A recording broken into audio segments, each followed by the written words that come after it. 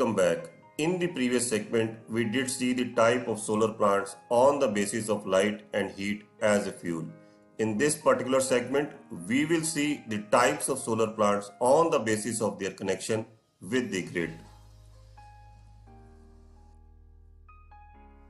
Basically, there are two types of systems. Type A is called on-grid system and type B is called off-grid system. Now let us see one by one what they mean. What is an on-grid system? This type of solar PV plant is also called grid-connected system because they remain connected to the power grid. In this kind of system, inverter keeps on communicating with the grid, and whenever there is any excess power which is not getting consumed, it is exported to the grid. Net metering is used for the purpose of record of export unit. You can see here in this pic that solar panels are producing DC power which is getting converted into AC by inverter, and the same is getting fed to the home also. If there is any excess power, the excess power is getting sent to the grid. The other type of system, which is called off-grid system, is shown here. Here you can see in this particular system, the battery is an additional component. The process of generation by solar panels and converting that DC power into AC remains the same. This kind of system is not connected to the power grid. Now question comes, what happens to the excess energy?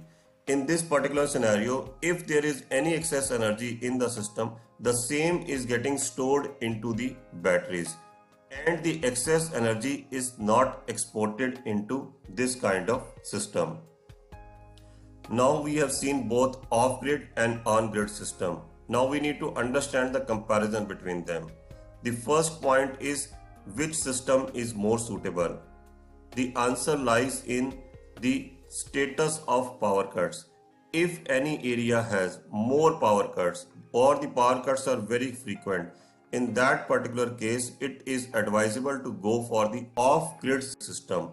But nowadays we are seeing that the power cuts are happening very less, and sometimes it happens that power cut doesn't happen for weeks or months.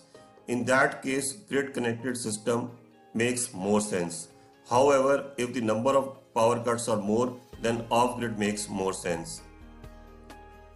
Now the second point of comparative revolves around the net metering.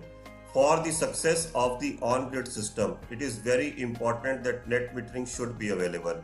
If net metering is not available, in that particular case, the excess energy cannot be exported. In that case, grid connected system doesn't make sense, and it is advisable to go with the off-grid system to store the excess energy. Now we have understood the off-grid and on-grid system, and we have also seen the comparative between the two systems. There is one critical usage of the solar power plants that I want to share it with you, and it is also very interesting to see.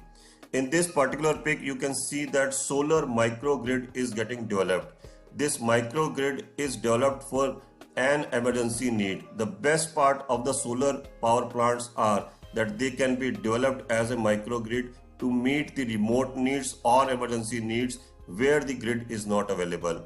The solar power plants like this can be constructed within 4 to 5 days, and the power can be made available. The best part is that there is no requirement of the fuel transportation like the transportation of the diesel or the gas. This saves a lot of trouble and helps the remote or emergency operations. I hope this segment brought clarity about the type of systems. Thank you for watching this, and I see you in the next.